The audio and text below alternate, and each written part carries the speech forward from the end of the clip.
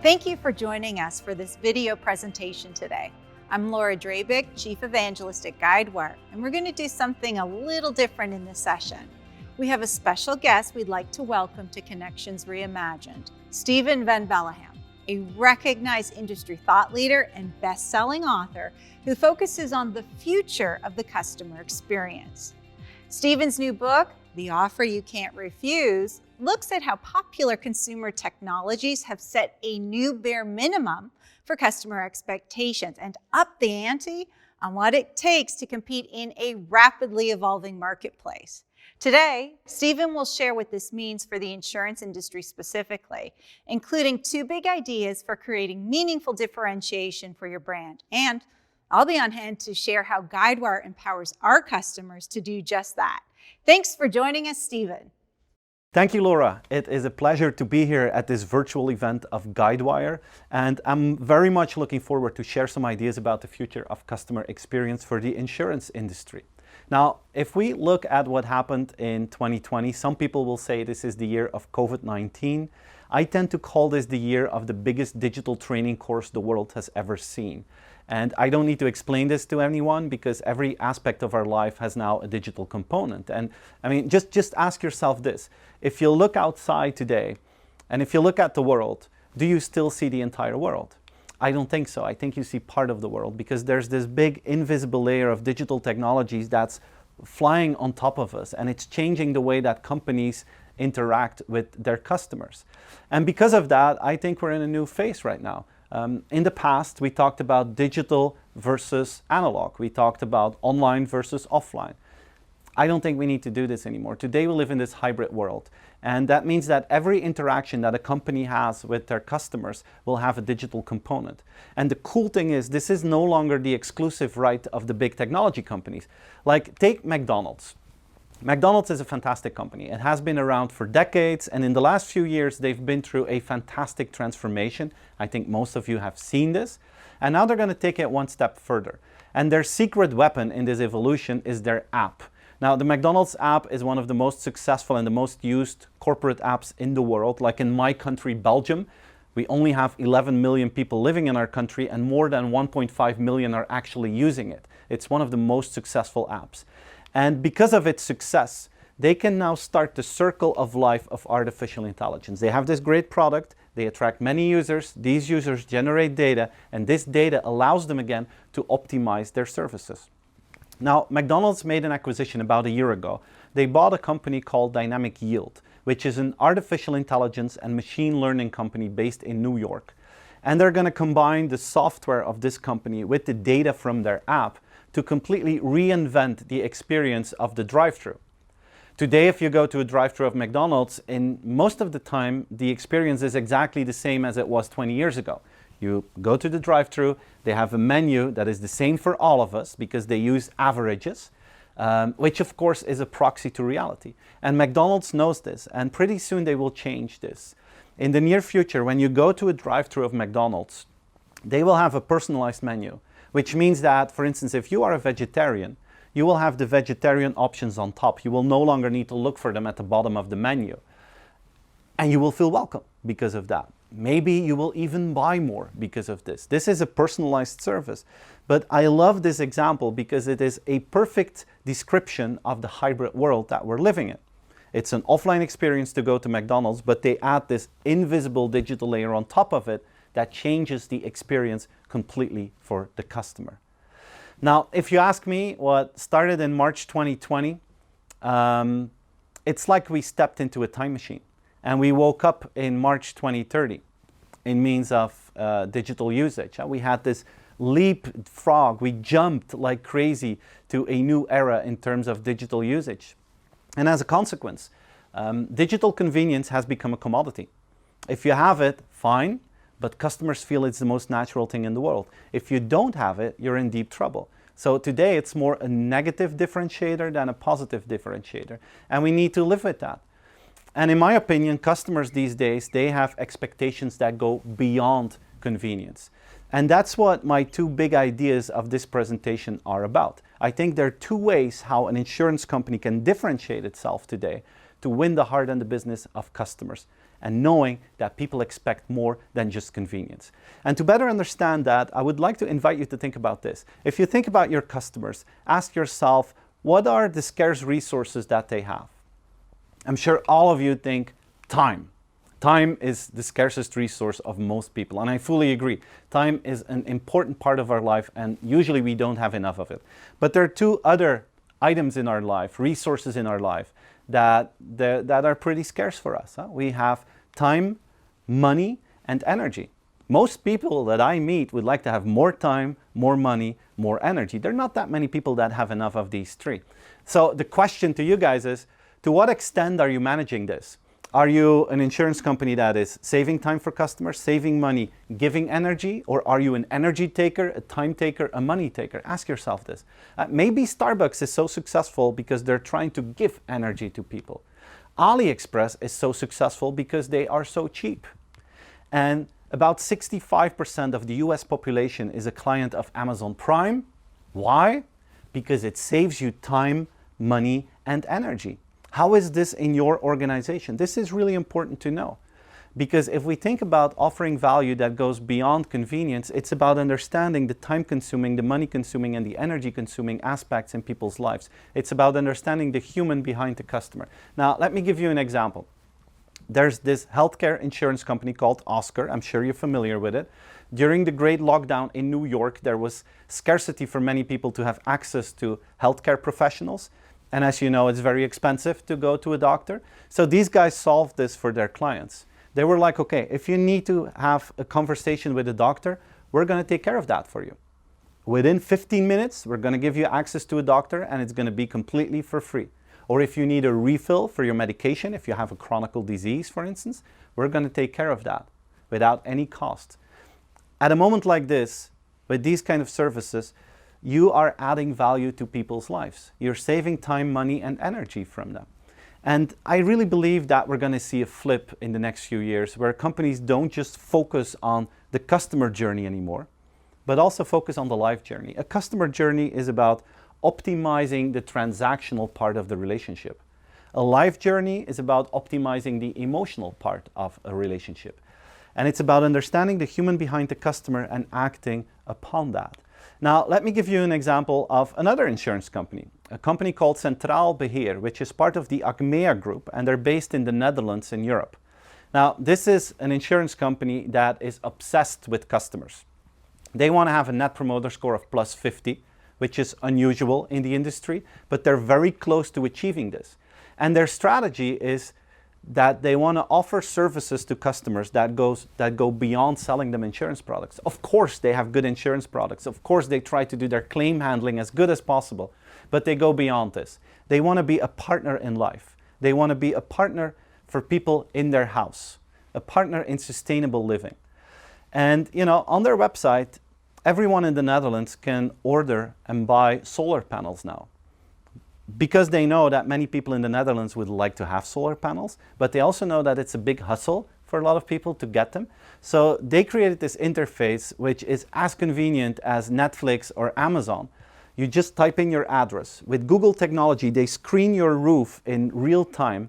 They scan your roof in real time, and then you get a real-time proposal.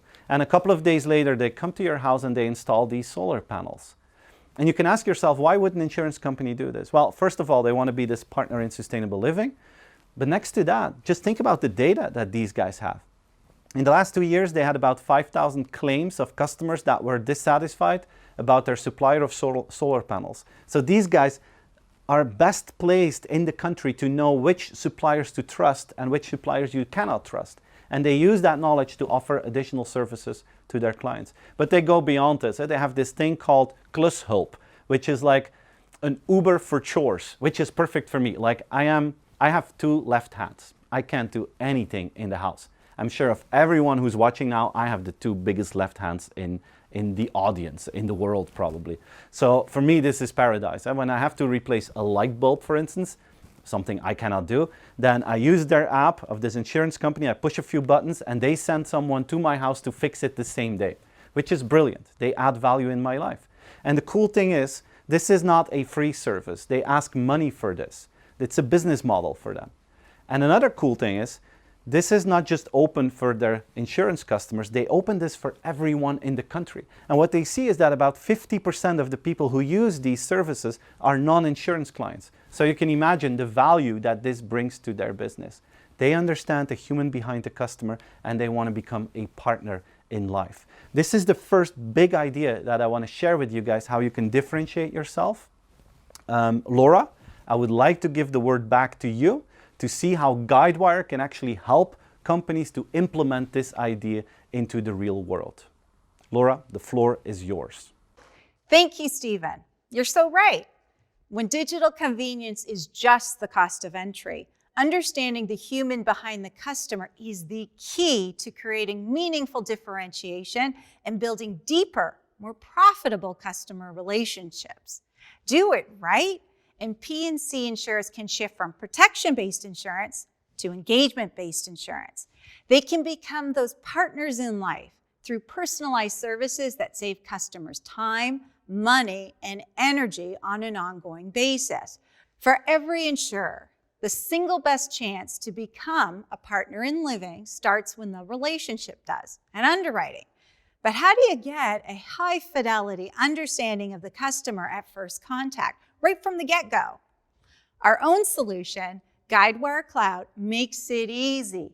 By leveraging big data, predictive analytics, and machine learning, we give you an accurate understanding of risk so you can engage customers with personalized coverage that's priced accordingly. And we do it instantly, on demand. Traditionally, underwriters have had to rely on loss history and tribal knowledge. They've had to hone their detective skills to track down data that's locked in silos and hasn't been rationalized and curated. But that just wastes time they just don't have, or they end up making costly mistakes. Guidewire Cloud changes all that by giving you a centralized view of the customer and by delivering the hyper-intelligence you need to make accurate decisions based on true insight instead of intuition. With our new BAMF release, we unlock all that first and second-party data within your core systems. And we integrate it with data from Guidewire's risk listening engine called Science, our exclusive internet-scale connection to non-obvious information that would be nearly impossible to obtain otherwise. We then filter it through a predictive analytics engine built specifically for P&C insurers to give you actionable risk and pricing insights the moment you need it. Take Nia here. She's looking for workers' comp insurance for her neighborhood diner. She's busy and wants coverage like yesterday. Guidewire pre-fills relevant information so you don't have to ask her endless questions that leave her ready to bolt. In the background, Guidewire assesses hundreds or even thousands of data points from internal and external sources to instantly assign Nia a risk score. We even predict future risks as well as profitability at different price points. Reviewing the underlying data, you see Nia's social media ads touting home delivery in 30 minutes or less is a debit. So is rising crime on her block. But her reputation as a conscientious manager who conducts regular safety training is a big plus, and none of her employees have ever filed claims. Within moments, you're able to become a real partner to Nia by offering her a policy that covers her needs at a risk-appropriate price so she can get back to business and you can reduce loss ratios. That's the power of knowing the human behind the customer better, faster, and easier than ever before possible. Thank you, Laura. So cool to see how you can make everything tangible, how you can make it real. I love these examples. Now, I want to build upon that. The first big idea was about becoming a partner in life. The second big idea is about how can you add value to society. And we see a flip. In the past, the focus was on authenticity. Today, the focus is on responsibility. The market expects companies to take their responsibility. And let's face it, guys, 2020 is a pretty tough year. There's a lot on our plate. We have many challenges that we have to deal with. We have the biggest healthcare crisis in human history and the link this has with the economy. We have climate change. That is still a big issue. And we have a fight against racism and discrimination. There's a lot on our plate.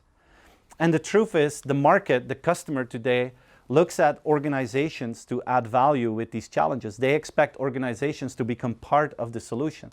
And the cool thing is, there's a higher level of trust in business leaders to deal with these kind of problems than in government leaders. So they look at you guys, business owners, business leaders, executives, to add value to society. And they expect business leaders to act proactively. 74% of the world's population expects companies to deal with global challenges and don't wait for the government to enforce that to them. They want them to be proactive. Now the question is, can you guys change the world? You have impact on society. An insurance company has a huge impact on society. But the question that I prefer to ask is not, how can you change the world? The question is, how can you change your world? What are the strengths that you have in your organization that you can leverage so you can have a positive impact on society? That is something that I would like you to think about. I think that can have a huge impact on the way that our company functions. And if you think, yeah, Steven, how do I do this? Well, think about this. Ask yourself the question. If we do business with your company, is there a trade-off for the customer? In many industries, for many companies that you do business with, there's this trade-off. There's the trade-off between convenience and privacy. There's a trade-off between buying a cheap product, but you know that it's not produced in an ethical way. The trade-off between doing things that you like traveling, for instance, and knowing that it's bad for the planet. Is there a trade-off in your industry, in your company? And the moment that you can identify this trade-off, that's the moment that you can start to reduce it and eventually eliminate it. And if you think, yeah, is this possible? Yeah. There are many things going on. Let me give you a few simple examples. Take fireworks. A lot of people love fireworks, but we also know that it's bad for animals. Animals are afraid of it or they become aggressive. Can we solve this trade-off? Yes, we can. Today we have these miniature drones that you can send up in the sky by the thousands, and they can create a fantastic light and sound spectacle. Maybe the quality of the storytelling is even better than with fireworks, but the downside for the animals is completely gone. That trade-off is removed. Let's take another example. When you travel, you like to take a lot of stuff with you. As a consequence, your suitcases are becoming really heavy. And we know that is bad for the health of the people who work in that industry. Can we solve this? Yes, we can. Delta Airlines is now working with exoskeletons. So the teams that work with the luggage, they get this robot suit on, and it gives them superpowers, and they can lift heavy suitcases without having pain in their back or in their muscles. And to be honest, I tried it out myself. It's really cool because they give you this robot suit, and the moment they turn the machine on, you instantly become Superman. And I lift here a suitcase of about 30 kilos, 50 pounds. And when I lift it, it's like lifting a piece of paper. It's like lifting a feather. It is amazing. But because of this, the trade-off is completely gone. Last example I want to give you. I'm not a vegetarian. I like to eat meat. Even though I know it's bad for myself, for my personal health, and it's bad for the climate. I like the taste of meat, so I still eat it. Can we solve this? Yeah, we can solve this. Now you have companies like Impossible Foods or Beyond Meat that make plant-based meat. And their audience is not vegetarians. They try to target me. They want to mimic the meat experience. And if they do, if they succeed in that, they can offer me a product that is as good as meat, but without the downsides for my health and for the climate. And even though these companies are in the beginning of their cycle, they're getting traction. Like Burger King is working with Impossible Foods. This is giving them scale and traction. You can buy their products in supermarkets now.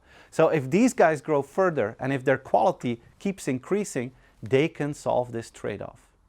What is the trade-off in your industry and how can you solve that? I don't know, Laura. I'm going to give the word back to you because I would really like to know how you look at this and if you have some cool examples of insurance companies that are really trying to change the world. I'm very curious to hear your examples. Right on, Steven. This is actually one of the things that most makes me proud to be a part of this industry. I believe organizations in our sector are destined to play a key role in helping to solve some of the biggest challenges of our times. Things like climate change, healthcare, crumbling infrastructure, inequality, and more. But to make a difference, you don't have to change the whole world. Instead, focus on changing your world, using your organization's unique strengths.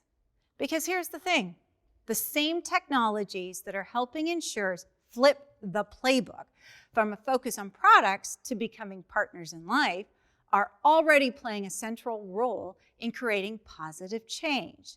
Take Sundial from State Farm. It's a mobile app and Alexa skill that helps older adults live independently while remaining connected to family and friends who are part of the user's care circle.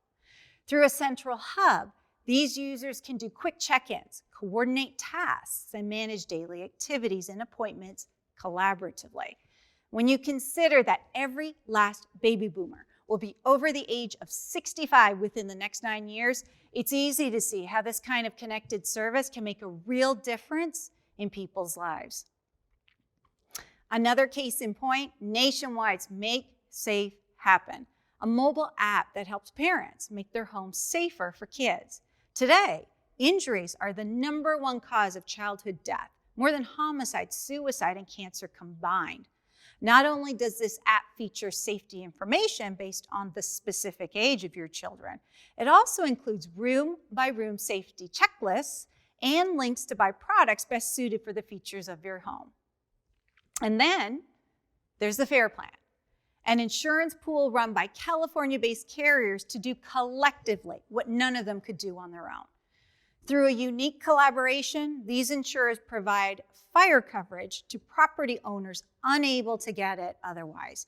It very well may have made a big difference to some property owners impacted by the catastrophic blazes that have ravaged California in recent weeks. Whatever the nature of your initiative, the rise of big data, machine learning, and predictive analytics, similar to the kind you get with Guidewire, can help ensure smarter, science-based decisions. For example, let's say another state wanted to set up their own FAIR plan. The tech we've been talking about in this video session could be used to continuously analyze microclimates throughout the state, assess, and even predict fire risk over time, and tap satellite imagery and other sources to identify preventative measures property owners and local officials could take to minimize or avoid losses posed by fire. The possibilities are endless, and so are the opportunities to step in and step up to change your world by making a difference for your customers and their communities. Wow, cool stuff, Laura. Fantastic to hear all these stories and great to hear how proud and excited you are to be working in the insurance industry.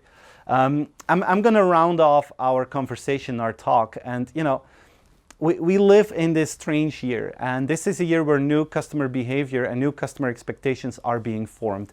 And my invitation to all of you is try to create an offer customers can't refuse. And the truth is, in the old world, the minimum demand to be successful was having a good product and a good service and a good price. Today, that has changed. Today, digital convenience is part of that new minimum. It's part of what people expect, and it's just a basic offering these days. So the differentiation is in the two dimensions that Laura and me just discussed. How can you become a partner in life? How can you add value to society? And if you combine both, you create an offer people can't refuse. And just ask yourself, on these four components, these four elements, how far up are you? Where do you need to invest more? Where are you doing a great job, and where can you double down on? That's the homework that I would like to give all of you. And I would like to end with this open invitation, my favorite customer experience quote. Dare to dream about the perfect customer experience, and then reverse engineer it back to today and try to build the best possible customer experience to win the heart and the business of your customers and to give them an offer they cannot refuse. I would like to thank all of you for watching this session, and I hope to see you again in real life really, really soon.